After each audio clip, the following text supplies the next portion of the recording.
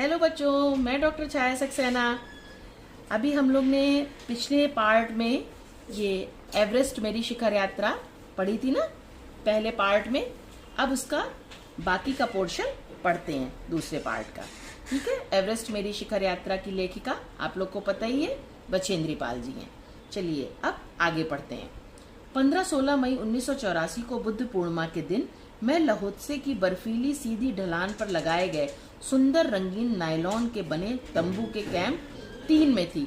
अब बछेंद्री पाल जी बता रही हैं कौन से कैंप में थी 15 और 16 मई 1984 को। बताइए बच्चों, कैंप 3 में थी। और वो दिन कौन सा था? बुद्ध पूर्णिमा का दिन था। ठीक है। लहोत्से की बर्फीली सीधी ढलान पर इन्होंने, लहोत्से एक पहाड़ी का नाम है, उस पहाड़ी, अब जैसे देखिए मैं बता रही हूँ, जैसे ये मान लीजिए कोई पहाड़ी है, अब ये जो पहाड़ी की ढलान है ना, इस पर उन्होंने एक कैंप लगाया हुआ था। तो वो कैंप किसका था? नायलॉन का बना हुआ था। ठीक है, नायलॉन का बना हुआ वो तंबू लगाया था उन्होंने। और कैंप में 10 और व्यक्ति थे। और कितने लोग थे इनके साथ उस कैंप में 15-16 मई 1984 को? 10 लोग। लोपसांग, तशारिंग मेरे तंबू में थे। अच्छा, तंबू और भी थे। तो इनके बछेंद्री पाल जी के तंबू में लोपसांग थे और तशारिंग थे, एनडी शेरपा तथा और 8 अन्य। तो 8 अन्य शरीर से मजबूत और ऊंचाइयों में रहने वाले शेरपा दूसरे तंबू में थे। 8 और लोग किस तंबू में थे? दूसरे तंबू में। बछेंद्री पाल जी के तंबू में 3 लोग हो गए, लोपसांग, तशारिंग और बछेंद्री पाल जी। दूसरे तंबू में कौन थे? एनडी शेरपा और 8 और लोग। और वो ना मजबूत से मतलब शरीर से बड़े स्ट्रांग थे, फिजिकली बड़े स्ट्रांग थे और ऊंचाइयों में रहने वाले। और वो लोग ना ऑलरेडी ऊंची पर्वतमालाओं पे रहते थे। मतलब होता है ना, पहाड़ पे रहने वाले लोग, वो तो और जल्दी पहाड़ी की चोटी पर पहुंच जाएंगे या पहुंच सकते हैं। तो वो 8 और लोग जो थे बड़े फिजिकली स्ट्रांग थे, वो लोग ना पर्वतों पर ही रहते थे। वो लोग दूसरे तंबू में थे। अब ना ये बछेंद्री पाल जी उस वक्त एक घटना बता रही है कि उस रात हुआ क्या। 15-16 मई की रात को पता है बच्चों क्या हुआ था? कि बछेंद्री पाल जी अब बता रही हैं, मैं गहरी नींद में सोई हुई थी कि रात में 12:30 बजे के लगभग मेरे सिर के पिछले हिस्से में किसी एक सख्त चीज के टकराने से मेरी नींद अचानक खुल गई और साथ ही एक जोरदार धमाका भी हुआ। तभी मुझे महसूस हुआ कि एक ठंडी बहुत भारी कोई चीज मेरे शरीर पर से मुझे कुचलती हुई चल रही है। मुझे सांस लेने में भी कठिनाई हो रही थी। अब देखो पूरा विवरण दिया है। बता रही हैं कि रात 12:30 बजे ये तो सो रही थी, अचानक से एक बर्फ की चट्टान, इनको नहीं पता था क्या टकराया, इनको ना एक बहुत तेज से कोई चीज इनके सर से टकराई और इनकी नींद खुल गई। किसकी? बछेंद्री पाल जी। और तब उन्हें फील हुआ कि अरे ये तो मेरे शरीर के ऊपर से मुझे कुचलती हुई आगे बढ़ रही है। और वो क्या थी? और कोई बहुत ठंडी चीज है। अब वो एक्चुअली क्या थी? बर्फ की चट्टान थी। बर्फ का एक ना ऊपर से टूट के गिरा था बर्फ का बड़ा सा टुकड़ा, और वो बछेंद्री पाल जी को कुचलता हुआ आगे बढ़ गया। यह क्या हो गया था?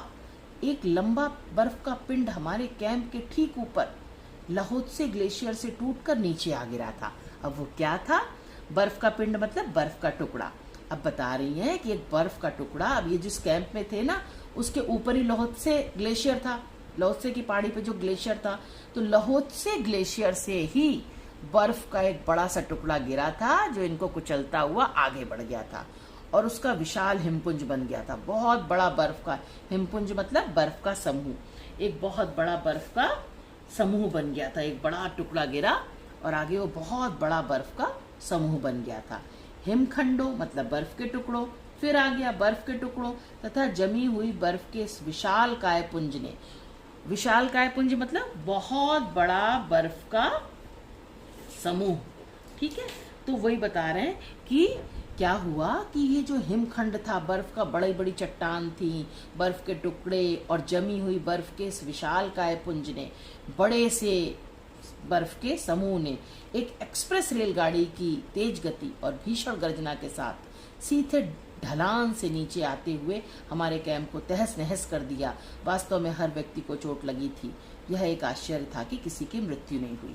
अब यही उसी घटना को थोड़ा एलोब्रेट किया। एलोब्रेट मीन्स थोड़ा सा बढ़ा के वो बता रही हैं। बढ़ाना मतलब और लंबा विवरण दे रही हैं कि क्या हुआ था कि वो जो बर्फ का बहुत बड़ा जो चट्टान थी ना जो वो गिरी तो इतनी तेज आवाज हुई जैसे लग रहा था रेलगाड़ी, ट्रेन होती है ना, ट्रेन की, एक्सप्रेस ट्रेन चली आ रही हो, और भयंकर गर्जना धड़ धड़ धड़ धड़ करती हुई वो चट्टान नीचे आई और इनके कैंप को पूरा डिस्ट्रॉय कर दिया, तहस नहस कर दिया, मतलब पूरा डिस्ट्रॉय कर दिया, खत्म हो गया इनका कैंप। और चोट भी सबको लगेगी, जब इतनी बड़ी बर्फ की कोई चट्टान गिर के आएगी और सबके ऊपर से जाएगी तो चोट लगेगी ना, तो सबको चोट भी लगी थी, लेकिन लकीली किसी की भी मृत्यु नहीं हुई थी।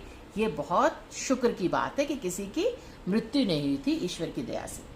लोब्सांग अपनी स्विस छुरी की मदद से हमारे तंबू का रास्ता साफ करने में सफल हो गए थे। अब लोब्सांग एक व्यक्ति थे ना जो इनके बछेंद्री पाल के कैंप में थे, उनके पास एक ना छुरी थी, छुरी मतलब चाकू था, और वो चाकू स्विस चाकू था, उससे उन्होंने तंबू का सब रास्ता साफ किया। रास्ता किससे? जो बर्फ सब गिर गई थी, ठीक है, और सफल हो गए और तुरंत ही अत्यंत तेजी से मुझे बचाने की कोशिश में लग गए। अब बछेंद्री पाल जी के ऊपर से तो बर्फ का पूरा टुकड़ा या बर्फ की चट्टान निकल के गई थी, और वो बछेंद्री पाल जी बर्फ की चट्टान के नीचे दब भी गई थी। तो उन्होंने क्या किया, जल्दी से लोब्सांग ने वो बर्फ हटाने का काम किया और उनको बचाने लगे। थोड़ी सी देर का सीधा अर्थ था मृत्यु। अगर थोड़ी भी देर हो जाती ना लोब्सांग जी को तो बछेंद्री पाल जी मर जाती। बड़े बड़े हिमखंडों को मुश्किल से हटाते हुए उन्होंने मेरे चारों तरफ की कड़े जमे बर्फ की खुदाई की और मुझे उस बर्फ की कब्र से निकाल बाहर खींच लाने में सफल हो गए। वही बात जो अभी बच्चों मैंने पहले बताई कि बर्फ के नीचे वो दब गई थी और लोब्सांग जी ने उनको बर्फ के नीचे से स्विस छुरी की मदद से निकाल लिया। सुबह तक सारे सुरक्षा दल आ गए थे और 16 मई को प्रातः 8 बजे तक हम प्रायः सभी कैंप 2 पर पहुंच गए। अब ये लोग सब लोग नीचे आ गए। पहले तो ये लोग तो कैंप 3 में थे ना, लेकिन सब लोग सुबह सुबह 16 तारीख को, किस तारीख को? 16 तारीख को 8 बजे तक सिक्योरिटी गार्ड पहले आए और फिर ये सब लोग नीचे आ गए। जिस शेरपा की टांग की हड्डी टूट गई थी उसे एक खुद के बनाए स्ट्रेचर पर लिटाकर नीचे लाए। और पता है क्या हुआ? एक शेरपा जो चढ़ाई चढ़ने वाले थे उनकी पैर की टांग मतलब पैर की हड्डी टूट गई और उन्होंने खुद ही स्ट्रेचर बनाया। स्ट्रेचर वही चीज होती है ना जो हॉस्पिटल में आप लोग ने देखा होगा मरीज को लिटाने के लिए, जैसे पेशेंट खुद नहीं चल पाते हैं तो ना एक स्ट्रेचर पर उनको लिटा के ऐसे लेके जाया जाता है। तो जिसकी टांग की हड्डी टूटी थी ना उसको उस स्ट्रेचर पे लिटाया और उस स्ट्रेचर को किसने बनाया था? खुद ही उसी शेरपा ने बनाया था और उसको लिटाकर नीचे ले आए। नीचे ले आए मतलब बेस कैंप 2 पर ले आए। हमारे नेता कर्नल खुल्लर के शब्दों में, अब कर्नल खुल्लर ने क्या कहा? यह इतनी ऊंचाई पर सुरक्षा कार्य का एक जबरदस्त साहसिक कार्य था। उन्होंने बहुत प्रशंसा की कर्नल खुल्लर ने और कहा कि भाई आप लोगों ने बड़ी ही हिम्मत का काम किया है, इस तरह से स्ट्रेचर बनाया, आप लोगों ने सफाई की सारे रास्ते के और नीचे तक आ गए, बहुत ही हिम्मत का काम किया है। सभी 9 पुरुष सदस्यों को चोटों अथवा टूटी हड्डियों आदि के कारण बेस कैंप में भेजना पड़ा। अब सबको बेस कैंप में भेजना ही पड़ा क्योंकि सबको चोट वोट लग गई थी। अब कैसे चढ़ते? सारे के सारे 9 पुरुष, सबको चोट लगी थी। तभी कर्नल खुल्लर मेरी तरफ मुड़कर कहने लगे, क्या तुम भयभीत थी? अब कर्नल खुल्लर कह रहे हैं कि ऐसी घटना हुई तुम्हारे साथ तो तुम्हें डर लगा था बछेंद्री? तो बछेंद्री पाल ने बिल्कुल क्लियर बोला, कोई झूठ नहीं बोला, जी हाँ लगा था। क्या तुम वापस जाना चाहोगी? ये कौन कह रहा है? कर्नल खुल्लर कह रहे हैं कि तुम वापस जाना चाहोगी, छोड़ दो, मत जाओ।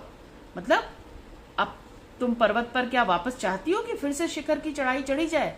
तो क्या कहा बछेंद्री पाल जी ने? नहीं, मैंने बिना किसी हिचकिचाहट के कहा, मतलब बिना संकोच के, कोई भी उन्होंने हेजिटेशन नहीं करा और बछेंद्री पाल जी ने कह दिया नहीं नहीं, डर जरूर लगा, ये बात ठीक है, लेकिन मैं आगे का रास्ता जरूर तय करूंगी और मैं चोटी पर जरूर चढ़ूंगी। जैसे ही मैं साउथ कोल कैंप पहुंची, अब फिर बछेंद्री पाल जी बता रही हैं कि मैं जैसे ही साउथ कोल के कैंप पर पहुंची मैंने अगले दिन की अपनी महत्वपूर्ण चढ़ाई की तैयारी शुरू कर दी। साउथ कोल मैंने आपको बताया था ना बच्चों, पृथ्वी पर सबसे अधिक कठोर जगह, पृथ्वी की बहुत अधिक कठोर जगह, बहुत ही अधिक कठोर जगह को साउथ कोल कहते हैं।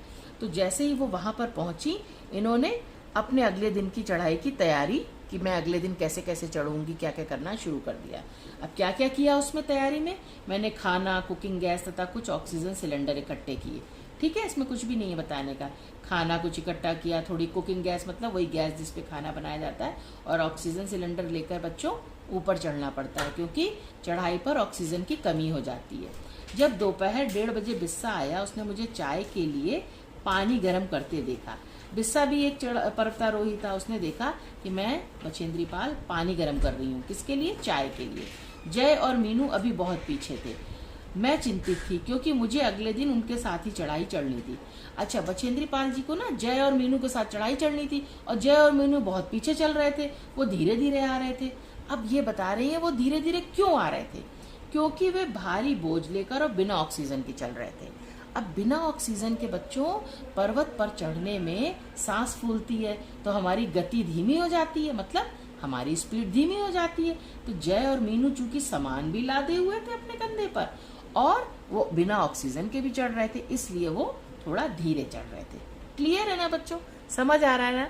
और जहां भी आप लोग को ना समझ आए तो प्लीज मेरे को कमेंट बॉक्स में जरूर आप लोग बताइएगा, और आप लोगों को चैप्टर कैसा लग रहा है वो भी जरूर बताना। ठीक है बच्चों, चलिए अब आगे बढ़ते हैं। अच्छा लग रहा है ना?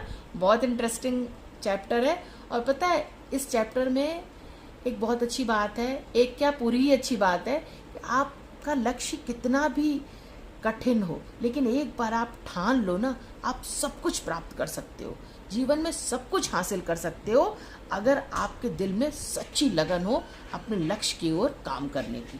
ठीक है। दोपहर बाद मैंने अपने दल के दूसरे सदस्यों की मदद करने और अपने एक थर्मस को जूस से और दूसरे को गर्म चाय से भरने के लिए नीचे जाने का निश्चय किया। अब बछेंद्री पाल जी वही बता रही हैं कि मैंने सोचा चलो थर्मस में जूस भर लें और एक में थर्मस में चाय भर लें, तो इसके लिए उन्होंने सोचा थोड़ा नीचे जाना पड़ेगा। मैंने बर्फीली हवा में ही तंबू से बाहर कदम रखा। जैसे ही मैं कैंप क्षेत्र से बाहर आ रही थी मेरी मुलाकात मीनू से हो गई। अब चाय और जूस भरने के लिए इन्होंने तंबू से बाहर आई तो इन्होंने देखा कि मीनू जी से इनकी मुलाकात हो गई, वही डॉक्टर मीनू। और जय भी अभी भी कुछ पीछे थे, जो जय धीरे धीरे आ रहे थे। मुझे जय जेनेवा स्पर की चोटी के ठीक नीचे मिला। अब जय जो पीछे था उनको मिला कहाँ था, ये क्वेश्चन आ सकता है मल्टीपल चॉइस में। जेनेवा स्पर की चोटी के ठीक नीचे इनको कौन मिला? जय मिला। उसने कृतज्ञता पूर्वक चाय वगैरह पी। अब उसने ना, होता है ना ऑब्लाइज फील करना, कृतज्ञता पूर्वक मतलब वही ऑब्लाइज फील करना, मतलब बछेंद्री पाल जी ने उनको चाय ऑफर की तो उन्होंने चाय पी। लेकिन मुझे और आगे जाने से रोकने की कोशिश की, मगर मुझे की से मिलना था। थोड़ा सा और आगे नीचे उतरने पर मैंने की को देखा और वो मुझे देखकर हक्का बक्का रह गया। अब क्या हुआ कि ना इन्होंने, जय ने बछेंद्री पाल जी से कहा कि अब आप ज्यादा आगे मत जाओ, लेकिन बछेंद्री पाल जी तो अपने लक्ष्य के प्रति बिल्कुल समर्पित थी। उन्होंने कहा नहीं, मुझे की से मिलना है। की भी एक पर्वतारोही था, और जो थोड़ा सा नीचे उतरी तो उन्होंने की को देख लिया बछेंद्री पाल जी, और की देख के ना एकदम सरप्राइज्ड हो गया। हक्का बक्का मतलब सरप्राइज्ड हो जाना, आश्चर्यचकित हो जाना। तुमने इतनी बड़ी जोखिम क्यों ली बछेंद्री? मतलब इतने, उसने की ने कहा तुमने इतना सारा खतरा क्यों उठाया, है ना? जोखिम मतलब खतरा क्यों उठाया? यहाँ तक चल के आई इतने खतरे में।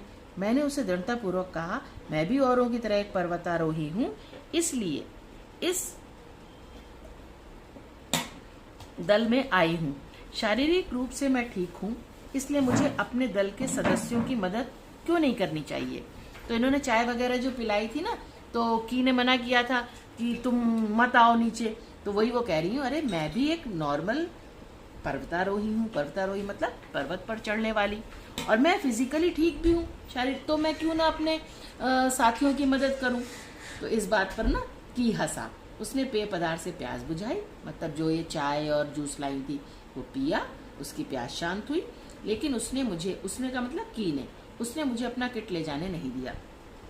किट में भारी सामान था, खाना भी हो गया और भी चीजें हो गई, तो की ने कहा तुम मत उठाओ। थोड़ी देर बाद साउथ कोल कैंप से लाहाटू और बिस्सा हमें मिलने नीचे उतर आए। अब क्या हुआ, थोड़ी देर के बाद ही कौन से कैंप से, साउथ कोल कैंप से कौन लोग मिलने आए? लाहाटू और बिस्सा बछेंद्री पाल से मिलने नीचे आ गए, और हम सब साउथ कोल पर जैसी भी सुरक्षा और आराम की जगह उपलब्ध थी उस पर लौट आए। और जैसी भी अवेलेबिलिटी थी ना, जिसको जहां भी सुविधा लगी वहां पर वो लोग लौट आए। साउथ कोल पृथ्वी पर बहुत अधिक कठोर जगह के नाम से प्रसिद्ध है। मैंने बताया था ना, साउथ कोल पृथ्वी पर बहुत, ये भी क्वेश्चन आता है मल्टीपल चॉइस में कि साउथ कोल क्या है, पृथ्वी पर बहुत अधिक कठोर जगह के नाम से ये प्रसिद्ध है। तो यहाँ पर सब लोग लौट आए। कहाँ पर लौट आए? साउथ कोल पर। और जिसको जैसी जगह मिली वहां पर वो लोग रुक गए। अगले दिन मैं सुबह 4 बजे उठी। अब नेक्स्ट डे का ये वर्णन कर रही है कि कितने बजे उठी थी नेक्स्ट डे। 4 बजे उठ गई। 4 बजे उठकर इन्होंने क्या किया? बर्फ पिघलाया, चाय बनाई, कुछ बिस्किट और आधी चॉकलेट का हल्का नाश्ता करने के बाद मैं लगभग 5:30 बजे अपने तंबू से निकल पड़ी। अब इन्होंने बताया कि बचेंद्री पाल जी 4 बजे तो उठ गई थी, फिर उन्होंने बर्फ पिघलाई, क्योंकि बच्चों चोटी के नीचे भी या पहाड़ों पर ना पानी जम जाता है। क्यों जमता है? ठंड इतनी अधिक पड़ती है, टेम्परेचर डाउन हो जाता है तो पानी जम जाता है। तो इवन उनको चाय बनाने के लिए पहले उस बर्फ को पिघलाना पड़ता है, फिर वो पानी जब बन जाता है तब चाय बनती है। तो वही कह रहे हैं, बर्फ पिघलाया, चाय बनाई, कुछ बिस्किट और आधी चॉकलेट का नाश्ता वगैरह किया इन्होंने और 5:30 बजे अपने तंबू से निकल पड़ी फिर चलने के लिए। अंगदौर जी बाहर खड़ा था और कोई आसपास नहीं था। और तंबू के बाहर कौन खड़ा था? अंगदौर जी खड़ा हुआ था। ठीक है, यहाँ तक समझ में आता जा रहा है ना। अंगदौर जी बिना ऑक्सीजन के ही चढ़ाई करने वाला था। और जो अंगदौर जी था ना, वो बिना ऑक्सीजन के चढ़ाई चढ़ते थे। लेकिन इसके कारण अब चूंकि वो बिना ऑक्सीजन लेके चढ़ते थे तो उनके ना पैर बिल्कुल ठंडे पड़ जाते थे। अब वही बता रहे हैं, लेकिन इसके कारण उनके पैर ठंडे पड़ जाते थे, इसलिए वह ऊंचाई पर लंबे समय तक खुले में और रात्रि में शिखर कैंप पर नहीं जाना चाहता था। तो अंगदौर जी का क्या था कि वो ना ऑक्सीजन लेके नहीं चढ़ते थे। जब ऑक्सीजन लेके नहीं चढ़ेंगे तो उनका शरीर ठंडा पड़ने लगता था, तो उनके पैर ठंडे हो जाते थे बिल्कुल। तो वो चाहते थे दिन में जाएं और दिन में ही अपने कैंप में लौट आए। तो वो लंबे समय तक, मतलब रात और रात्रि में शिखर कैंप पर नहीं जाना चाहता था। जो चोटी पर जो कैंप था ना, तो वो चाहते थे कि रात में ना जाएं, दिन में ही चले जाएं, वहां तक दिन में ही पहुंच जाएं। इसलिए उसे या तो उसी दिन चोटी तक चढ़कर साउथ कोल पर वापस आना था अथवा अपने प्रयास को छोड़ देना था। मतलब या तो वो एफर्ट्स छोड़ दे, अपना प्रयास छोड़ देना मतलब चढ़ने का एफर्ट्स छोड़ दे, या वो सेम डे उसी दिन चोटी तक चढ़े और उसी दिन साउथ कोल पर वापस आ जाएं। क्योंकि चोटी पर ही तो नहीं रह जाएंगे ना, चोटी तक पहुंचने के बाद साउथ कोल पर वापस भी आना होता है। तो वही बता रहे हैं कि सेम डे चोटी तक जाएं और चोटी से वापस साउथ कोल पर दिन में ही आ जाएं। क्यों? क्योंकि अंगदौर जी बिना ऑक्सीजन के चढ़ते थे और उनके पैर खुले में फिर ठंडे पड़ जाते थे बहुत ज्यादा। ठीक है, वह तुरंत ही चढ़ाई शुरू करना चाहता था और उसने पूछा क्या मैं उसके साथ जाना चाहूंगी। अब वो चाह रहे थे ना फटाफट चढ़ाई शुरू कर दें दिन में, और उन्होंने बचेंद्री पाल जी से पूछा तुम चलोगी मेरे साथ। एक ही दिन में साउथ कोल से चोटी तक जाना और वापस आना बहुत कठिन और श्रम साध्य होगा। श्रम साध्य मतलब एग्जॉस्ट, बहुत एग्जॉस्ट हो जाएंगे, एक्सर्शन बहुत हो जाएगा। कि मतलब सेम डे, अब जैसे ये है ना कि मतलब यहाँ से चोटी पर चढ़े, ये साउथ कोल है, सपोज ये साउथ कोल है, ये साउथ कोल है। ठीक है, साउथ कोल पर से चढ़े चोटी पर और उसी वक्त दिन में ही वापस साउथ कोल पे आ गए। तो ये बड़ा ही एक्सर्शन वाला काम था। तो इसलिए अंगदौर जी ने पूछा तुम मेरे साथ चलोगी। इसके अलावा यदि अंगदौर जी के पैर ठंडे पड़ गए तो उसके लौट कर आने का भी जोखिम था। अब ये भी हुआ, भाई ज्यादा पैर ठंडे हो जाएंगे तो वो कैसे आएगा, उसका भी खतरा है कि पैर न ठंडे पड़ जाएं। ठीक है, मुझे फिर भी अंगदौर जी पर विश्वास था, लेकिन बचेंद्री पाल जी को अंगदौर जी की चढ़ाई चढ़ने की क्षमता पर बहुत विश्वास था। इवन अंगदौर जी पर ही बहुत कॉन्फिडेंस था कि वो सेम डे ही ये काम कर लेंगे। और साथ साथ मैं आरोहण की क्षमता और कर्मठता के बारे में भी आश्वस्त थी, और साथ ही मैं जो चढ़ने की क्षमता और उनकी जो कर्मठता होती थी ना, उसके बारे में भी ये बिल्कुल अपने में पक्की थी कि ये तो मैं चढ़ ही जाऊंगी। अन्य कोई भी व्यक्ति इस समय साथ चलने के लिए तैयार नहीं था। अब ये फिर से पढ़ा, मुझे फिर भी अंगदौर जी पर विश्वास था और साथ साथ मैं आरोहण की क्षमता और कर्मठता के बारे में भी आश्वस्त थी। ठीक है, किसकी? अंगदौर जी की। पर पूरा विश्वास था कि उनकी चढ़ने की क्षमता पर और कर्मठता पर पूरा विश्वास था। और अंगदौर जी के अलावा बचेंद्री पाल जी के साथ कोई भी जाने को उस वक्त तैयार नहीं था। सुबह 6:20 पर जब अंगदोरजी और मैं साउथ पोल से बाहर आ निकले तो दिन ऊपर चढ़ आया। अब क्या हुआ,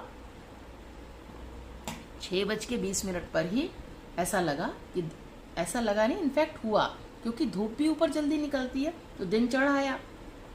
हल्की हल्की हवा चल रही थी लेकिन ठंड भी बहुत अधिक थी। अब ऊपर जैसे जैसे हम बढ़ेंगे तो हवा भी चलती है और ठंडक भी बहुत होती है, लेकिन दिन निकल आया था। मैं अपने आरोही उपस्कर में काफी सुरक्षित और गर्म थी। आरोही मतलब होता है बच्चों ऊपर चढ़ने वाला, उपस्कर मतलब हो गया आवश्यक सामग्री, आवश्यक सामान। तो जो इनके साथ ये अपने कंधे पर सामान लेकर चढ़ रही थी ना, तो अब चूंकि इनके शरीर पर इतना सामान लदा हुआ था तो उससे ये गरम गरम सा फील कर रही थी और सिक्योर्ड भी बहुत थी उसके कारण। हमने बगैर रस्सी के ही चढ़ाई की। अच्छा, अंगदोरजी और बचेंद्री पाल जी ने जो चढ़ाई की थी ना, वो रस्सी, अभी इन्होंने रस्सी नहीं ली थी, बिना रस्सी के ही चढ़े जा रही थी। जनरली क्या होता है, पर्वत पर लोग ना रस्सी फंसा फंसा के चढ़ते हैं, तो अभी फिलहाल उन्होंने रस्सी की सहायता नहीं ली। अंगदोरजी एक निश्चित गति से ऊपर चढ़ते गए और मुझे भी उनके साथ चलने में कोई कठिनाई नहीं हुई। ठीक है, एक बिल्कुल डेफिनेट स्पीड से वो चढ़ रहे थे और बचेंद्री पाल जी को भी कोई प्रॉब्लम नहीं हुई। जमे हुए बर्फ की सीधी व ढलाऊ चट्टानें इतनी सख्त और भुरभुरी थी मानो शीशे की चादर बिछी हुई हो। तो अब ना चट्टान का वर्णन कर रहे हैं। जिस चट्टान पर ये चढ़ रहे थे वो ऐसी थी जैसे शीशे की चादर हो, कांच होता है ना, शीशे की चादर बिछी हो, ऐसी सीधी और ढलाऊ, बिल्कुल ऐसे ढाल वाली, और बहुत सख्त भी थी और भुरभुरी, टूट भी सकती। सख्त के साथ साथ भुरभुरी भी थी, दोनों बातें कह रहे हैं। अब क्या था, हमें बर्फ काटने के फावड़े का इस्तेमाल करना ही पड़ा और मुझे इतनी सख्ती से फावड़ा चलाना पड़ा जिससे कि उस जमे हुए बर्फ की धरती को फावड़े के दांते काट सके। अब बर्फ की रास्ते में जो बिल्कुल चादर सी बिछी थी तो उनको ना बर्फ को काट काट के आगे बढ़ना पड़ रहा था। तो किससे काटते, फावड़ा। फावड़ा एक ऐसा औजार होता है, आप लोग ने खेती में देखा होगा, खेती जब करते हैं ना तो फावड़े से खुदाई करते हैं। तो लेकिन जो बर्फ को काटने के फावड़े थोड़े अलग होते हैं, उसमें लंबे लंबे दांते निकले होते हैं। तो उससे ये लोग, बचेंद्री पाल जी बर्फ को काटती हुई चल रही थी, जो बर्फ की चट्टानें थी या जो चादर सी बिछी हुई थी उसको काटती हुई आगे बढ़ रही थी। लिखा है ना, मुझे इतनी सख्ती से फावड़ा चलाना पड़ा जिससे कि उस जमे हुए बर्फ की धरती को फावड़े के दांते काट सके। मैंने उन खतरनाक स्तरों पर हर कदम अच्छी तरह सोच समझकर उठाया। और देखो, प्रॉब्लम जितनी होती है तो हमें बहुत प्लानिंग से और सोच समझ के काम करना पड़ता है। तो बचेंद्री पाल जी वही कह रही हैं कि बहुत सोच सोच के कदम उठा रहे थे, ऐसा ना हो कि नीचे खाई में गिर जाएं। 2 घंटे से कम समय में ही हम शिखर कैंप पर पहुंच गए। अब बचेंद्री पाल जी वर्णन कर रही हैं कि जो चोटी पर कैंप बनाया था ना, तो कितने समय में पहुंच गए, 2 घंटे से भी कम समय में पहुंच गए, जबकि और लोगों को ज्यादा समय लगता है, ये आगे बताएंगे। अंगदोरजी ने पीछे मुड़कर देखा और मुझसे कहा, क्या मैं थक गई? मैंने जवाब दिया, नहीं, जिसे सुनकर वे बहुत अधिक आश्चर्यचकित और आनंदित हुए। आश्चर्यचकित मतलब सरप्राइज, आनंदित मतलब खुश। अंगदोरजी जी ने पूछा, भाई 2 घंटे से भी कम समय में चढ़ गए? तो अंगदोरजी ने पूछा, बचेंद्री आप थक गए? तो इन्होंने कहा, बचेंद्री पाल ने, नहीं, मैं थकी नहीं हुई। तो बड़े खुश हुए। उन्होंने कहा कि पहले वाले दल ने शिखर कैंप पर पहुंचने में 4 घंटे लगाए थे और यदि हम इसी गति से चलते रहे तो हम शिखर पर दोपहर 1 बजे तक पहुंच जाएंगे। तो उन्होंने बताया कि हमसे पहले जो दल आया था ना, तो वो शिखर कैंप पर कितनी देर में पहुंचा था, 4 घंटे में। ये भी मल्टीपल चॉइस में क्वेश्चन आ सकता है कि पहले वाला दल कितने देर में शिखर कैंप पर पहुंचा था, 4 घंटे में, और ये लोग कितने देर में पहुंचे, 2 घंटे से भी कम समय में। और कह रहे हैं अगर हम इसी रफ्तार से चले ना तो हम कितने बजे तक पहुंच जाएंगे चोटी पर, 1 बजे तक पहुंच जाएंगे। ठीक है बच्चों, अब इसके आगे पढ़ते हैं। लहाटू हमारे पीछे पीछे आ रहा था और जब हम दक्षिण शिखर के नीचे आराम कर रहे थे वह हमारे पास पहुंच गया। अच्छा, लहाटू जो था ना वो पीछे से आ रहा था, अंगदोरजी और बचेंद्री जी साथ साथ चल रहे थे और लहाटू पीछे से आ रहा था। तो वो पहुंच गया, जब ये लोग थोड़ा रेस्ट कर रहे थे तो वो पहुंच गया इन लोग के पास।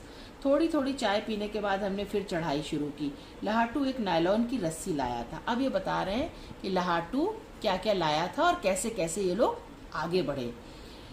रस्सी लाया था इसलिए अंगदोरजी और मैं रस्सी के सहारे चढ़े, जबकि लहाटू एक हाथ से रस्सी पकड़े हुए बीच में चला।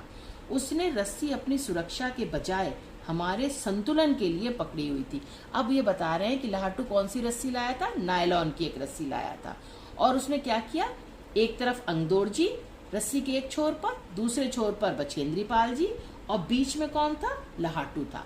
लेकिन लहाटू ने ना अपनी सिक्योरिटी के लिए रस्सी नहीं पकड़ी थी, उसने बैलेंस बनाया हुआ था कि बैलेंस बना रहे और तीनों लोग आराम से ऊपर चढ़ते जाएं। ठीक है, लहाटू ने ध्यान दिया कि मैं इन ऊंचाइयों के लिए सामान्यतः आवश्यक 4 लीटर ऑक्सीजन की अपेक्षा लगभग 2.5 लीटर ऑक्सीजन प्रति मिनट की दर से लेकर चढ़ रही थी। अब लहाटू ने यह भी हम लोग को बताया कि अरे बछेंद्री पाल जी तो 4 लीटर ऑक्सीजन नहीं बल्कि 2.5 लीटर ही ऑक्सीजन लेकर चढ़ रही हैं, जबकि इतनी ऊंचाई पर तो 4 लीटर ऑक्सीजन लेकर चढ़नी चाहिए। तो पता है लहाटू ने क्या किया, मेरे रेगुलेटर पर जैसे ही उसने ऑक्सीजन की आपूर्ति बढ़ाई, मुझे महसूस हुआ कि सपाट और कठिन चढ़ाई भी अब आसान लग रही थी। तो उसने क्या किया ना, बछेंद्री पाल जी जो ऑक्सीजन सिलेंडर लेकर चढ़ रही थी ना, तो उसने क्या किया, ऑक्सीजन सिलेंडर में ना रेगुलेटर लगा होता है, तो उससे आप ऑक्सीजन की दर को बढ़ा सकते हैं। तो उसने अब क्या कर दिया, 4 लीटर की दर कर दी। तो अब 2.5 लीटर ऑक्सीजन पर मिनट के बजाय 4 लीटर ऑक्सीजन पर मिनट की दर से ऑक्सीजन की सप्लाई किसको मिलने लगी, बछेंद्री पाल जी को। तो अब उनको बड़ा अच्छा महसूस हुआ और वो थोड़ा जल्दी भी चलने लगी। अब उनको चढ़ाई आसान हो गई। क्यों, क्योंकि अब उनको ऑक्सीजन ज्यादा मात्रा में मिल रही थी, तो उनको चढ़ना अब आसान लगने लगा। कठिन चढ़ाई भी अब आसान लग रही थी। दक्षिणी शिखर के ऊपर हवा की गति बढ़ गई थी। अब क्या हुआ, ये लोग साउथ की चोटी पर थे, साउथ चोटी पर, वहां भी हवा की स्पीड और बढ़ती चली जा रही थी। उस ऊंचाई पर तेज हवा के झोंके भुरभुरे बर्फ के कणों को चारों तरफ उड़ा रहे थे, जिससे दृश्यता शून्य तक आ गई थी। दृश्यता शून्य मतलब दिखाई न पड़ना, विजिबिलिटी ही नहीं थी। अब क्या हुआ, चूंकि बर्फ की हवा तेज चल रही थी और बर्फ ऊपर सूखी थी, तो सूखी बर्फ उड़ रही थी तेज हवा के कारण। तो कई बार क्या हुआ, इन लोगों को कुछ भी दिख नहीं रहा था। अनेक बार देखा कि केवल थोड़ी दूर के बाद कोई ऊंची चढ़ाई नहीं है, ढलान एकदम नीचे, सीधे नीचे चला गया है। इन लोगों ने कई बार क्या देखा कि अब ऊंची चढ़ाई कोई नहीं है, सीधे नीचे ढलान ही ढलान है। ठीक है, मेरी सांस मानो रुक गई थी। मुझे विचार कौंधा कि सफलता बहुत नजदीक है। अब इन लोगों को कोई ऊंची चढ़ाई नहीं दिखाई दी, मतलब इनको लगा कि अब तो हम टॉप पर शायद आ ही गए हैं। अब एकदम से होता है ना, जब लक्ष्य हमारा या हमारा गोल पास होता है तो एकदम से सांसें रुकने लगती हैं। सांसें रुकने का से यहाँ पर मतलब है एकदम से उस भावना में आ जाना, अरे वाह, लगता है हम अपने लक्ष्य तक पहुंच ही गए हैं। तो अब इनको लगा सक्सेस तो बिल्कुल पास है, सफलता बिल्कुल नजदीक है, मतलब पास है। 23 मई 1984 के दिन दोपहर के 1:07 पर मैं एवरेस्ट की चोटी पर खड़ी थी। अब क्या हुआ, एट लास्ट बछेंद्री पाल जी चोटी पर आ गई। और वो कौन सा दिन था, ये भी बहुत इंपॉर्टेंट है, मल्टीपल चॉइस क्वेश्चंस पे ये आएगा। किस दिन वो चोटी पर पहुंची, 23 मई 1984 के दिन। कब, दोपहर में। बछेंद्री पाल जी 1:07 पर, ये याद कर लेना बच्चों, 1:07 पर बछेंद्री पाल जी एवरेस्ट की चोटी मतलब शिखर पर खड़ी हुई थी। एवरेस्ट की चोटी पर पहुंचने वाली मैं प्रथम भारतीय महिला थी। ये भी बहुत इंपॉर्टेंट है कि पहली भारतीय महिला कौन थी जो चोटी पर चढ़ी, वही लेखिका स्वयं बछेंद्री पाल जी। एवरेस्ट शंकु, शंकु मतलब नोक, जैसे अब ये है ना, ये पर्वत श्रृंखला है, ये ऊपर वाली नोक। एवरेस्ट शंकु की चोटी पर इतनी जगह नहीं थी कि 2 व्यक्ति साथ साथ खड़े हो सके। इतना नुकीला था चोटी, वहां 2 लोग भी नहीं खड़े हो सकते थे, तो अकेली बछेंद्री पाल जी खड़ी थी। चारों तरफ हजारों मीटर लंबी सीधी ढलान को देखते हुए हमारे सामने प्रश्न सुरक्षा का था। अब क्या हुआ, देखो, अब जैसे ये एवरेस्ट की चोटी है, यहाँ पर सिर्फ एक आदमी खड़ा हो सकता है, और ऐसे ऐसे ये सब हजारों मीटर लंबी क्या थी, ये सब ढलान थी चारों तरफ, जरा सा भी चूके कि नीचे गिरे खाई में। वही बता रही हैं कि हजारों मीटर लंबी सीधी ढलान को देखते हुए हमारे सामने प्रश्न सुरक्षा का था, मतलब सिक्योरिटी का भी तो ध्यान रखना है। तो सबसे पहले इन लोग ने क्या किया, हमने पहले बर्फ के फावड़े से बर्फ की खुदाई कर अपने आप को सुरक्षित रूप से स्थिर किया। मैंने बताया था ना, बर्फ का फावड़ा, बर्फ को काटने के लिए जो फावड़ा होता है वो अलग होता है, खेती में जो फावड़ा यूज होता है वो अलग होता है। बर्फ के फावड़े में हल्के हल्के दांते, आगे से दांते बने होते हैं जिससे बर्फ कट सके। तो उन्होंने क्या किया, फटाफट उस फावड़े से बर्फ को काटा और उस जगह पर थोड़ी सी प्लेन जगह बनाई, नोक सी थी ना तो प्लेन जगह बनाई। ठीक है, अब क्या किया बछेंद्री पाल जी ने, अपने को स्थिर किया, मतलब वहां पर अपने को ऐसे करके खड़ा किया, एकदम स्टेबल हो गई वहां पर। इसके बाद मैं अपने घुटनों के बल बैठी, बर्फ पर अपने माथे को लगाकर मैंने सागर माथे के ताज का चुंबन लिया। अब उनको तो सक्सेस मिल गई, तो एकदम जैसे नहीं होता आदमी घुटने पर बैठ जाता है, वो घुटने पर बैठ गई अपने घुटने पर, और बर्फ को उन्होंने ऐसे अपने माथे पर लगाया। ठीक है, बर्फ पर अपने माथे को लगाया, मतलब अपने मस्तक को पूरा जमीन पर, जमीन से मतलब है बर्फ की जो जमीन थी चोटी पर, उन्होंने अपने बर्फ पर अपने मस्तक को लगाया और सागर माथे के ताज का चुंबन लिया। सागर माथा मतलब एवरेस्ट, एवरेस्ट के ताज मतलब वही हो गया जो चोटी, उसका उन्होंने उसको चूमा। बिना उठे ही मैंने अपने थैले से दुर्गा माँ का चित्र, ये भी आएगा पूरा, ये इंपॉर्टेंट है, दुर्गा माँ का चित्र और हनुमान चालीसा निकाला। अब क्या किया बछेंद्री पाल जी ने, एक थैला ले गई थी, एक बैग ले गई थी, उसमें दुर्गा माँ की फोटो थी और हनुमान चालीसा थी, वो उन्होंने निकाली और मैंने इनको अपने साथ लाए लाल कपड़े में लपेटा, छोटी सी पूजा अर्चना की और इनको बर्फ में दबा दिया। क्या किया इन्होंने, दुर्गा माँ के चित्र का, दुर्गा माता का चित्र और हनुमान चालीसा को इन्होंने लाल कपड़े में लपेटकर छोटी सी वहां पे पूजा की, वहीं पर, कहाँ पर, एवरेस्ट की चोटी पर, और उसको फिर इस कपड़े समेत बर्फ के नीचे दबा दिया। आनंद के इस क्षण में मुझे अपने माता पिता का ध्यान आया। बछेंद्री पाल को किसका ध्यान आया, इस सक्सेस, जब उन्होंने ये वाली सक्सेस प्राप्त की तो वो कितना खुश थी, कितना आनंदित थी, तो उनको सबसे पहले किसका ध्यान आया, अपने माता पिता का। जैसे मैं उठी मैंने अपने हाथ जोड़े और मैं अपने रज्जू नेता, रज्जू नेता मतलब रस्सी, रज्जू मतलब रस्सी, अब रस्सी किसने पकड़ी थी, अभी बताया था ना बच्चों, लहाटू आ रहा था, लहाटू, अंगदौर जी और बछेंद्री पाल जी तीनों, लेकिन रस्सी का नेता कौन थे, अंगदौर जी। तो अब वो कह रहे हैं कि जैसे मैं उठी मैंने अपने हाथ जोड़े और मैं अपने रज्जू नेता अंगदौर जी के प्रति आदर भाव से झुकी। आदर भाव मतलब बहुत रिस्पेक्टफुली झुकी, क्योंकि अंगदौर जी सब गाइड करते हुए इनको चल रहे थे। अंगदौर जी जिन्होंने मुझे प्रोत्साहित किया और इंस्पायर, प्रोत्साहित मतलब इंस्पायर करना, मोटिवेट करना, किसी को आगे बढ़ने के लिए उनको प्रोत्साहित किया था ना अंगदौर जी ने, कि तुम कर सकती हो, तुम करो, तुम चढ़ाई चढ़ लोगी, ऐसे, इसको प्रोत्साहन कहते हैं। तो अंगदौर जी जिन्होंने मुझे प्रोत्साहित किया और मुझे लक्ष्य तक पहुंचाया, मैंने उन्हें बिना ऑक्सीजन के एवरेस्ट की दूसरी चढ़ाई चढ़ने पर बधाई दी। अब ये भी आ जाएगा कि अंगदौर जी ने ऑक्सीजन के बिना एवरेस्ट पर कितनी बार चढ़ाई की, तो आंसर क्या है, 2 बार। उन्होंने 2 बार चढ़ाई चढ़ी थी बिना ऑक्सीजन के, तो बछेंद्री पाल जी ने उनको कॉन्ग्रेचुलेट किया, ठीक है, मतलब बधाई दी। उन्होंने मुझे गले से लगाया, उन्होंने मतलब अंगदौर जी ने बछेंद्री पाल जी को गले से लगाया और क्या कहा, दीदी तुमने अच्छी चढ़ाई की, मैं बहुत प्रसन्न हूँ, आपने बहुत अच्छे से चढ़ाई की है और मैं बहुत खुश हूँ। मैं से मतलब यहाँ पर मैं से मतलब है अंगदौर जी से।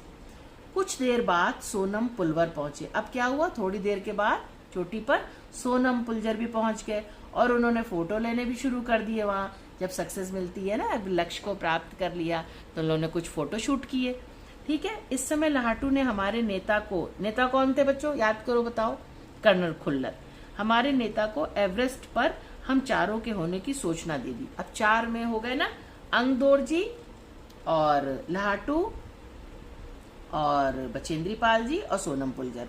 तो बताया, लाहाटू ने कर्नल खुल्लर को कहा कि हम 4 लोग यहाँ पर आ गए हैं। तब मेरे हाथ में वॉकी टॉकी दिया गया और उनके हाथ में वॉकी टॉकी दिया गया। किसके हाथ में, बछेंद्री पाल जी के।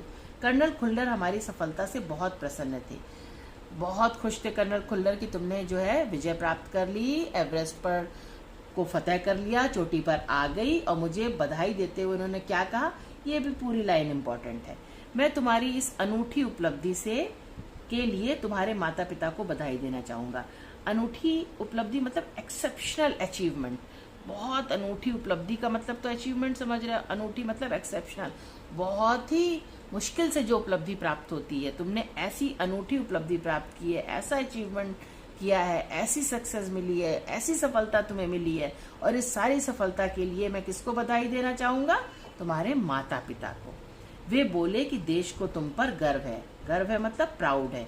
हमारे देश को, हमारे भारत को तुम पर गर्व है, और अब तुम ऐसे संसार में वापस जाओगी जो तुम्हारे अपने पीछे छोड़े हुए संसार से एकदम भिन्न होगा। अब इस लाइन को बच्चों समझना कि मतलब अभी तक ये जिस संसार से आई थी, संसार से मतलब अभी तक तो ये नॉर्मल लड़की थी जब इन्होंने चढ़ाई चढ़ना प्रारंभ की थी, लेकिन अब तो इन्होंने विजय प्राप्त कर ली है, एवरेस्ट चोटी पर पहुंच चुकी हैं। तो अब जब ये वापस अपनी उस दुनिया में जाएंगी ना, तो अब वो दुनिया डिफरेंट होगी। अब क्या करेगी वो दुनिया? भिन्न होगी से मतलब अब सब लोग इनकी रिस्पेक्ट करेंगे, इनके प्रति आदर भाव रखेंगे। अरे वाह, बछेंद्री पाल जी को देखो, ये तो एवरेस्ट फतेह करके आई हैं। तो अब एकदम सिचुएशन डिफरेंट हो जाएगी ना। तो वही बात है कि जो वे बोले कि देश को तुम पर गर्व है, और अब तुम ऐसे संसार में वापस जाओगी, मतलब ऐसी दुनिया में वापस जाओगी जो तुम्हारे अपने पीछे छोड़े हुए संसार, मतलब जहां तुम जिस दुनिया से पहले आई थी, जब तुम एक नॉर्मल लड़की थी, उस संसार से एकदम भिन्न होगा। अब वो संसार कैसा होगा? तुम्हें बहुत सम्मान देगा, रिस्पेक्ट देगा, तुम पर गर्व करेगा। ठीक है बच्चों, तो आपको, मुझे लगता है ये चैप्टर अच्छे से समझ में आ गया होगा। और बच्चों एक बात मैं कहना चाहूंगी कि अगर आपका अपने लक्ष्य को आपने ठान लिया है और अडिग विश्वास है कि मैं ये कर सकता हूँ या मैं ये कर सकती हूँ, अगर दृढ़ निश्चय कर लो तो कठिन से कठिन चीज का भी आप सामना कर लोगे और अपने लक्ष्य तक जरूर पहुंच जाओगे। So thank you so much बच्चों, बाय बाय। फिर मिलते हैं अपने नेक्स्ट वीडियो में, और आप लोग एक बार ध्यान रखना, चैनल सब्सक्राइब जरूर कर देना। Thank you so much, bye bye.